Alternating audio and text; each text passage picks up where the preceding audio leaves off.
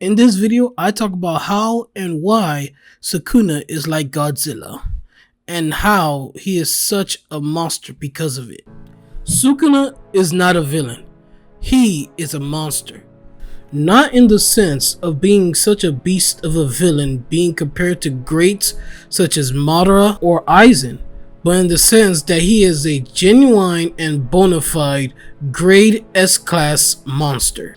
Not someone we would call a monster to dissociate ourselves from them from our understanding. Like Muzan, who self-proclaimed himself as a natural disaster, but a true monster whose mere presence is like a natural disaster. Something akin to like what Godzilla represents. And as a character of JJK, that is what Sukuna represents for the story.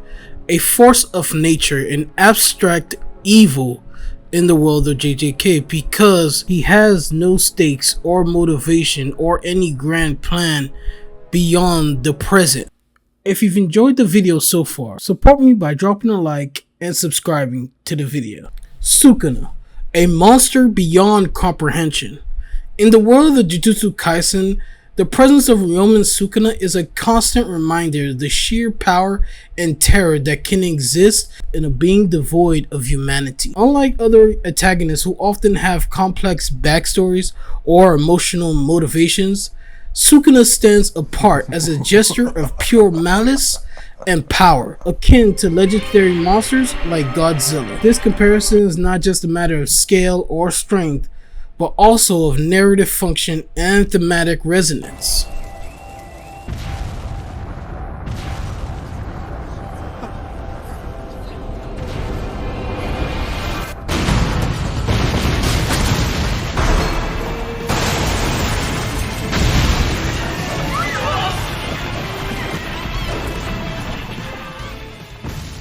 The way Sukuna has been described or portrayed as the pinnacle of Jujutsu sorcery, and in some cases even the perfect being for Jujutsu sorcery. Much how like Godzilla in 1954 movie was a allegory, a symbol of nuclear destruction, that is the same way Ryomen Sukuna in the story of JJK is represented as an abstract evil, relating back to the conversation between Suguru Geto and Yuki Sumiko, the path in which humanity should take concerning cursed energy.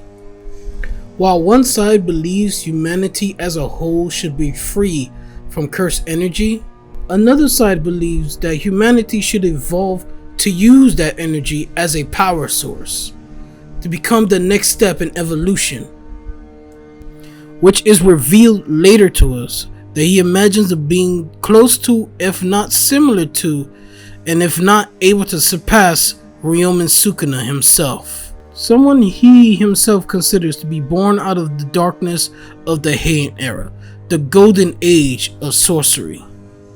Which is one of the reasons he planned and created the culling games to start in the modern era, to recreate the phenomenon and event that created Sukuna to become a living deity in the modern world. He is trying to recreate that exact phenomena, because throughout his experience and throughout his living and experiments by his own hands, he has not been able to even come close to what he portrays as Sukuna to be the perfect being, much as he describes as the death wombs to be failures of his experiments. And he even says so himself that it is only through uncontrolled chaos can the unexpected be born that would surpass even his, which just goes to show how much of a monster Sukuna truly is. Sukuna being selfish, cold-hearted, immoral, and especially sadistic in the world of JJK, even being crowned as the king of curses, is so similar to how Godzilla would be crowned the king of monsters. Gege has done such a great job in writing this kind of character in the world of JJK by not only not showing us a backstory of his origins for the story, but has relied entirely solely on the real life folklore legend of Ryomen Sukuna in the real world sort of immortalize this character in the story, that this character is sort of a being all on his own and not something that Gege created. So he has sort of surpassed the writing of the story and is immortalized. Just as we can see Godzilla being seen as a symbol of the negative repercussions of nuclear energy, Sukuna can also be seen as the negative repercussions of curse energy, which can also be shown on his relationship to the character, not directly, but mostly indirectly, such as his relationship with Yuji, Maki, Gojo, among few other characters as Yuta. Like his relationship with Maki, showing how Maki has completely disregarded or evolved from curse energy to become a superhuman being, while Sukuna, a being who has evolved from curse energy, having a directional, oppositional relationship to seeing which one was the true path humans or beings should take to truly evolve, just as Geto and Yuki have argued, or the relationship between Yuji and Sukuna in their battle of wills, as Sukuna, one who cares not for the human spirit and cares about no one except himself, as the story has demonstrated time and time again that everything exists for his pleasure alone, and that humans are weak and fragile creatures that only exist to experience tragedy and have no strength to overcome it, and should have no complaints when they're squashed like ants from giants. Just as he was mocking Yuji for believing why shouldn't humans believe that they shouldn't be trampled on, or for Yuji, one who is a perfect example of the human fighting spirit, of human will to never give up, to truly go beyond just their existence alone. Which goes back to Yuji's earlier goals to try to give people a good death, showing that earlier that any people involved with cursed energy do not have good deaths, and it shows just how detrimental cursed energy is, as we've seen the effects that happen to people living and to the people that have died. So it shows a good relationship between Yuji and Sukuna.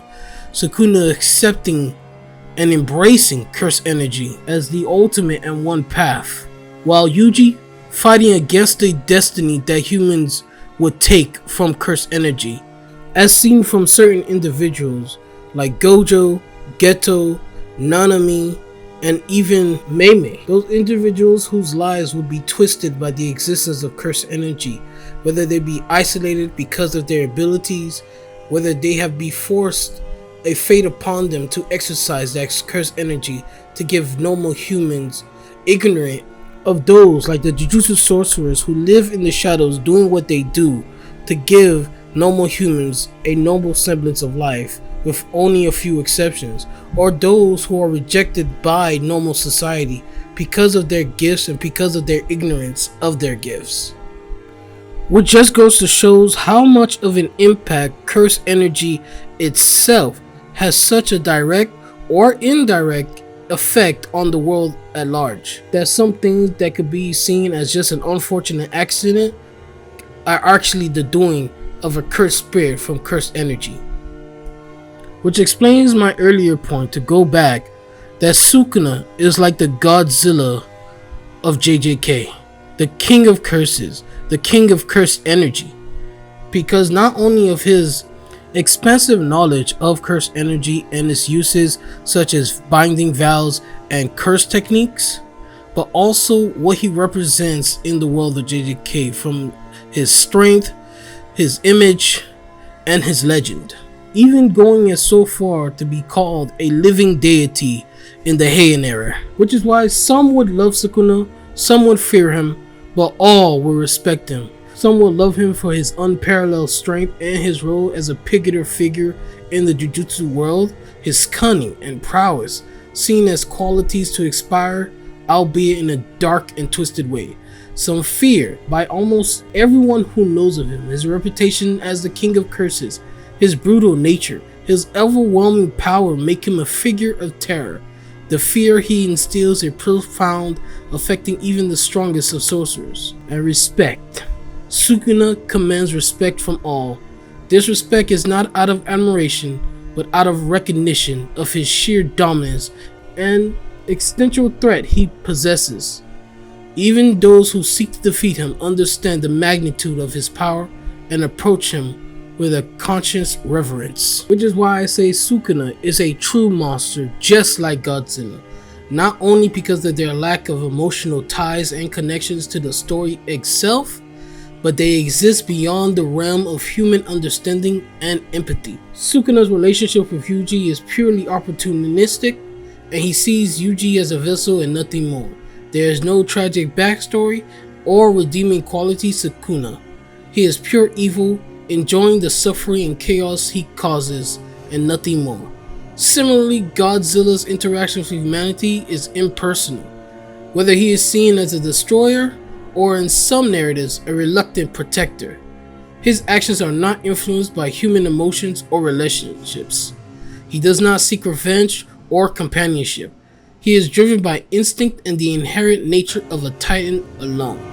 And that is what Sukuna is for the realm of gege.